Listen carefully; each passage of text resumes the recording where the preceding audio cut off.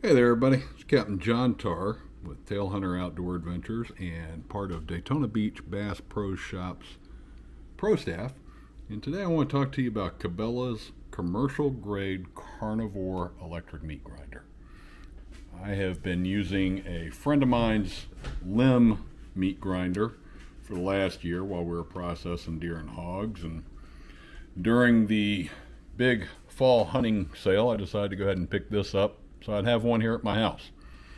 And yesterday we actually used it for the first time to process an entire wild hog and grind some meat up. So I'll show that video, but I kind of wanted to go over a little bit of the setup of this particular product. And I'm only going to talk about the actual grinding portion. I'm not going to get into the accessories that come with it for stuffing sausage because I haven't done it yet, but I can talk about the grinding. Now, the first thing I'm going to say is this product is heavy. Okay, the thing weighs a ton. This is the 1 horsepower model, and it weighs a ton. So when you get a setup like this, you want to have a dedicated cart that you can put this on, or at least a space where you have plenty of room. Now, I do use a dining room table or a large kitchen counter when I'm grinding. I just put some Visqueen down and grind on top of it. Because you do not want to move this around a lot. So, as you can see, it's a well-made product. Everything in it is stainless steel, except for like the pusher that's made out of a food-grade plastic material. And then your ice pack, of course, is not going to be stainless steel. But everything else you have, from your 2 grind plates that came with this one for large or small grind, your cutter, your plate holder, your throat for actually getting it into the grinder, and the auger itself, they're all high-grade stainless steel and comparable, very comparable to the limb product I've been using for the last year. So it does come in a large box. I'll show the unpacking of it in a little separate section of this video. But here is the product all set up on my table.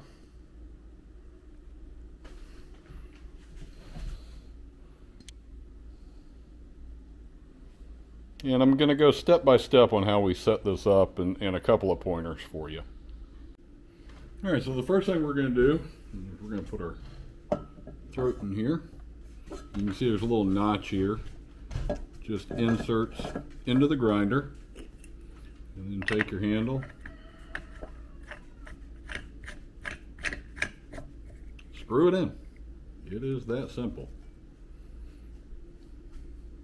You don't have to really crank down overly hard on this. Just a nice hand tightening on it.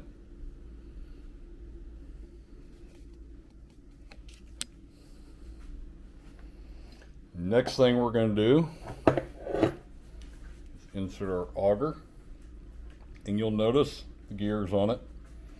So as you insert it, sometimes you do have to spin it just a little till it seats all the way in. So the biggest thing you want to make sure is that it seats all the way in. The next part that goes on is your cutting blade. Here's a brand new cutting blade, and you're going to put it right here on the front of that auger. You can see the little square line up. It just goes on there. And then select your plate. Whether you want a fine grind or a large grind, you're going to notice in the bottom of this throat is a little notch. And of course on your plate is a little notch. Put your plate on there. Line that notch up and push it on. Once we have our grinder plate on, next thing we put on is our cover. And one of the things we see is people always want to tighten this down like they're tightening down a hatch on a submarine. And that's not it. All you want to do is get this on there. It does work easier with 2 hands than one because it is heavy. I'm going to spin it. And then as soon as it gets a little pressure, that's it. We are not cranking down on this thing. We're not compressing everything back into that grinder. That's it. It's nice, it's snug. The directions confirm this. That's all you do. Do not over tighten it. All right. And the last piece that I have to put on is my tray. It goes right on top here. You'll notice in the back there are two little holes there, one on each side, and we just use these little handles and we tighten that right down. That keeps the whole tray from moving around. All right, so as you can see, I got my knobs on both sides, tightened down, and again, that keeps this tray from moving at all while you're stuffing meat down it.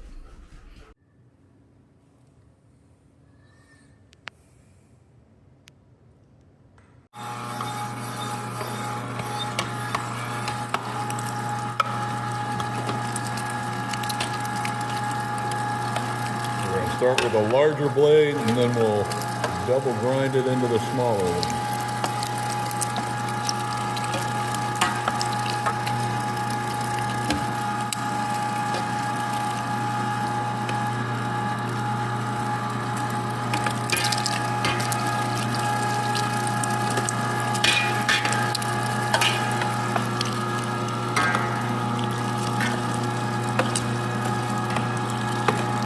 At least the throat's big enough it goes in easy.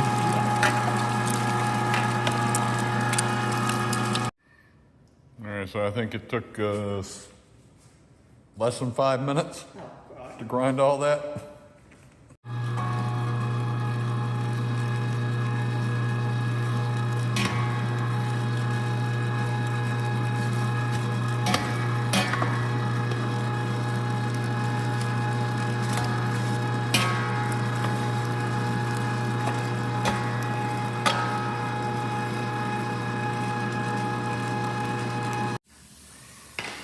Alright, so we just got done grinding all that. I don't know. This thing's still as cool as it can be. Well guys, I hope that video helped you with the setup of the product and a little bit about using it. We used it, we ground about 25 pounds of pork, and it took a little under 15 minutes to do both the large grind and the fine grind. Fine grind will always take longer, and it's just the way it works. But the machine worked perfect. Couple of tips to go over. Make sure your meat's cold before you grind it. We typically keep ours in the refrigerator after we trim it.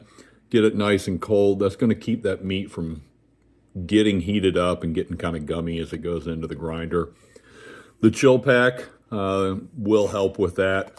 But we did that entire 25 pounds, and the machine itself, through the throat and everything, was still nice and cold. Not the least bit warm. So maybe if you're going to do multiple animals at one time, as you get done grinding one, put that meat in the refrigerator, grind your next one that's been cold. You know, it's just, that just makes the grinding easier. I think that's pretty self-explanatory. We do it in a controlled environment inside. You might have some problems if you're trying to do it outside in 90-degree heat, which I did see a comment on the website about that. I don't understand it. That's a user problem, not a problem from the quality of the machine. So I'm going to give this product an A+. It works great. It works every bit as good as the Limb product that, quite frankly, is quite a bit more. So got about one more day on the sale. So if you're looking for a grinder, pick one up. And as always, if you have any questions, just drop them below.